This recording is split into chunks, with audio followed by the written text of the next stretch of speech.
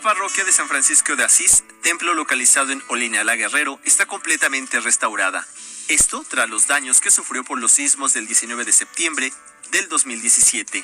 Los especialistas de Lina trabajaron con artesanos laqueadores para recuperar el inmueble. Los daños que dejaron los sismos fueron grietas estructurales en muros laterales, en fachadas, en 2 bóvedas, una en la sacristía y otra en una área contigua al presbiterio que funge como bodega, y en la torre campanario. Este elemento colapsó en su remate y en su segundo cuerpo. El proyecto incluyó el remamposteo de los sillares de piedra y la consolidación de los muros con inyecciones de mortero fluido de cal puzolánica. Además, se implementaron técnicas que por primera vez en México y América Latina se aplican a inmuebles históricos.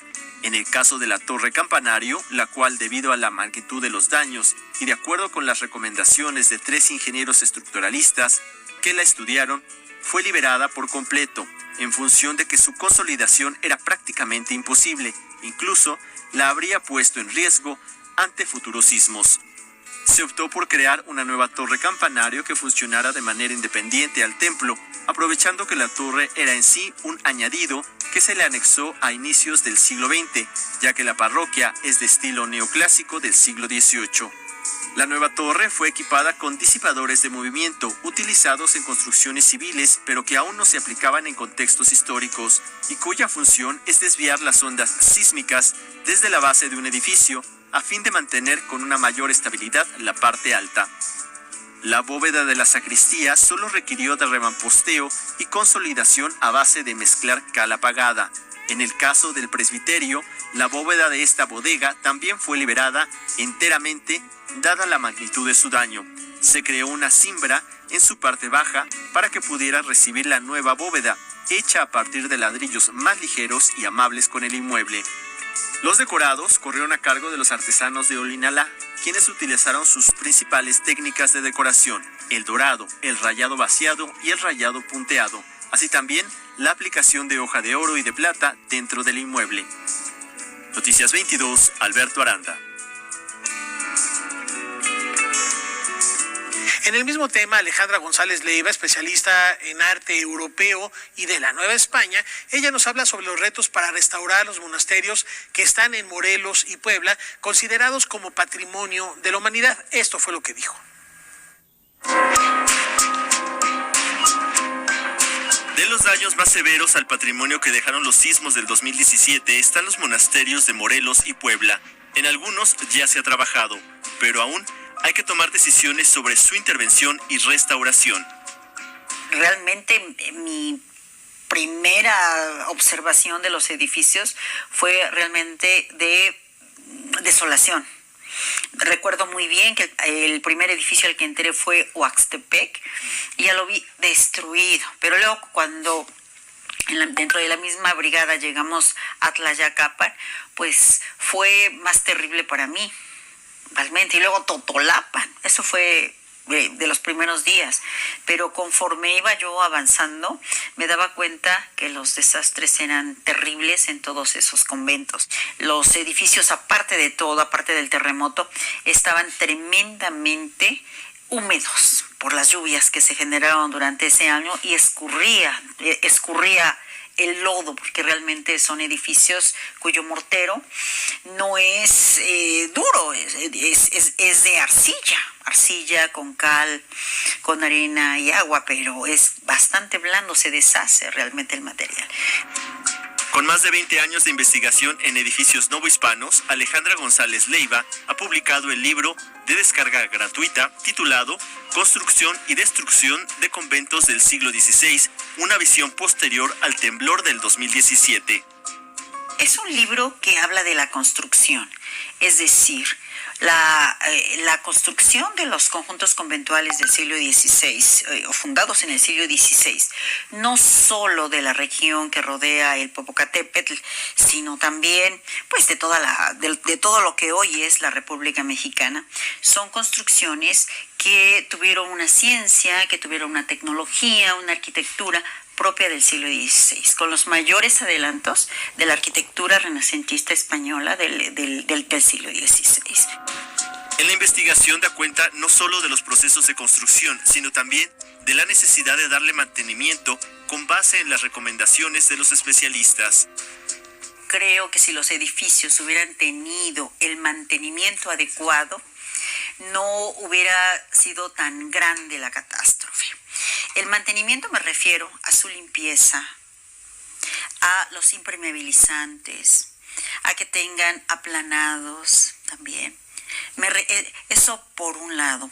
Por otro lado, me refiero también a que una tecnología del siglo XVI no es la misma que la tecnología del siglo XX o del siglo XXI. ¿Y qué es lo que pasó?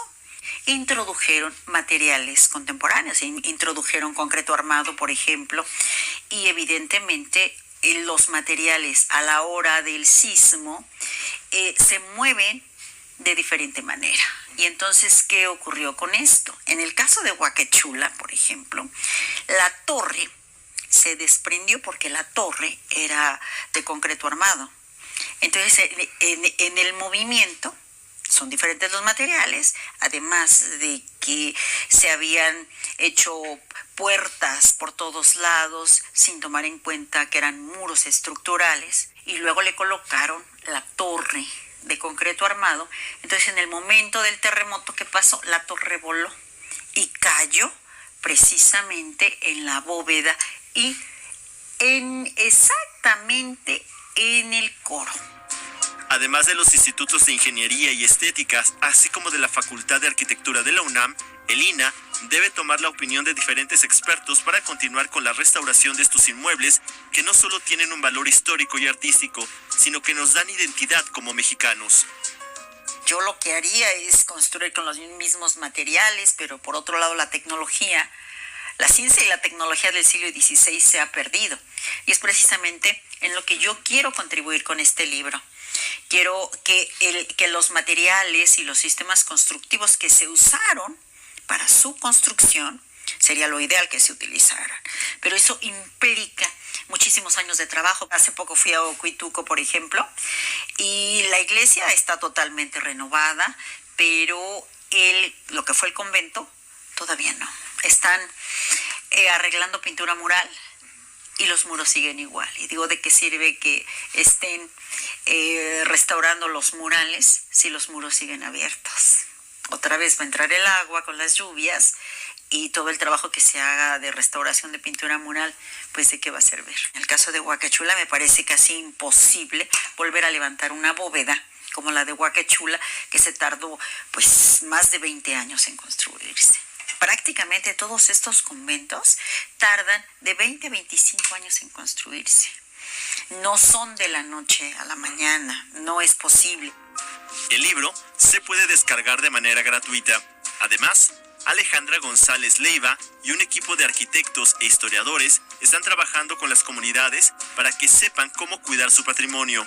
Hasta el momento han estado en Ocoituco y Huacachula, pero su intención es visitar más municipios. Noticias 22, Alberto Aranda. Y ahora les presentamos la declaración de Valeria Valero. Ella es coordinadora nacional de monumentos históricos del INAH y nos habla sobre el avance que se lleva para intervenir no solo los monasterios, sino también la catedral y las iglesias de Los Ángeles. En los 11 estados afectados se identificaron 2.340 monumentos históricos dañados de propiedad federal. Esos, además, pues de la propiedad privada, que también es patrimonial, que se vio afectada. Pues el instituto, pues que es la entidad responsable de la restauración de estos 2.340 inmuebles, pues ha debido justamente atender, ¿no?, de manera paralela, contemporánea, estos 2.340 inmuebles, lo que ha sido un esfuerzo enorme. Actualmente restaurados hay más de 1,000, me parece que 1,050 inmuebles, ¿no?, que también eso ha significado un esfuerzo inmenso por parte pues de la institución y pues de todos obviamente los grupos que coadyuvan con este instituto y bueno, todavía por supuesto nos falta mucho camino por recorrer.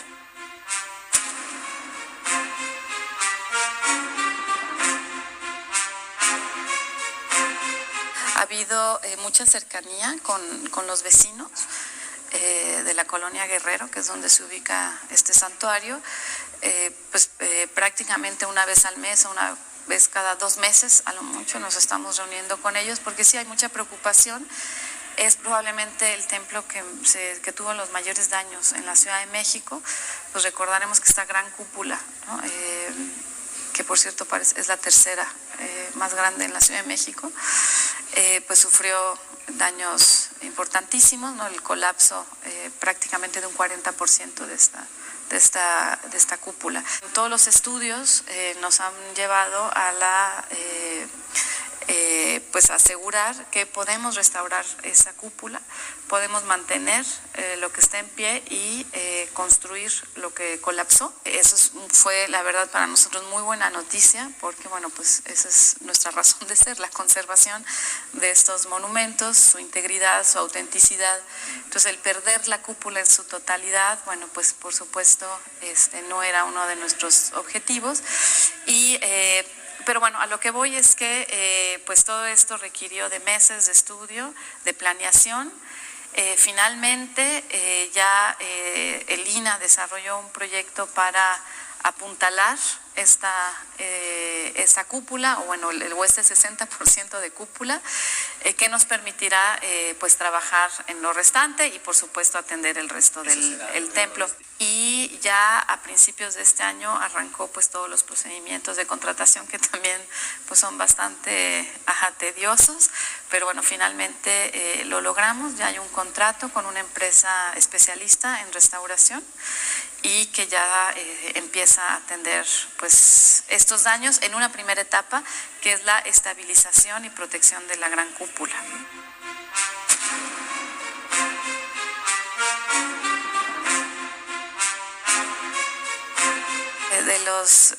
De los 14 monasterios, 13 sufrieron afectaciones importantes. Ahí son los centros SINA en los estados los que han estado pues gestionando y por supuesto pues viendo todo el tema de la restauración. Todos estos inmuebles recibieron recursos del seguro, por lo tanto pudieron iniciar prácticamente desde el primer momento con acciones para estabilizarlos, ¿no? Apuntalamientos, protecciones, preconsolidaciones para mantener su estructura estable. Aquí en la Coordinación de Monumentos Históricos hemos revisado, pues yo creo que prácticamente todos los proyectos, y efectivamente pues ha habido decisiones complicadas de tomar, porque pues en algunos casos han colapsado cúpulas o campanarios, ¿no? Es decir, elementos arquitectónicos, y es importante entender cómo los vamos a restituir, ¿no? Con las mismas características, mejorando, ¿no? A lo mejor sus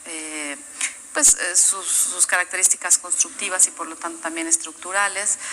En fin, pues cada uno de estos proyectos pues sí ha sido motivo de grandes discusiones.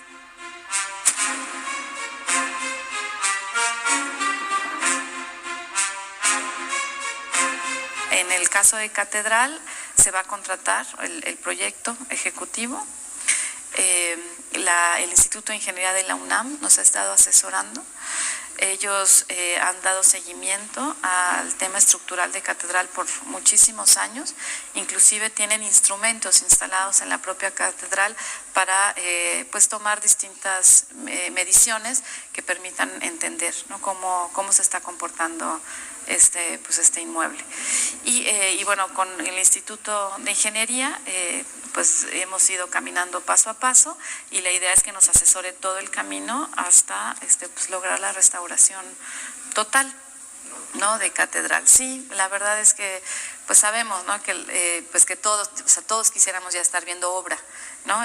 Trabajos físicos, pero bueno, todo lo que hay detrás del inicio de una obra pues también es muy importante, porque pues es la toma de decisiones. Finalmente todos los estudios que se hagan previos, mediciones, los levantamientos, toda esa información nos sirve para ya en obra tomar las mejores decisiones y pues dejar los inmuebles pues realmente en unas condiciones óptimas.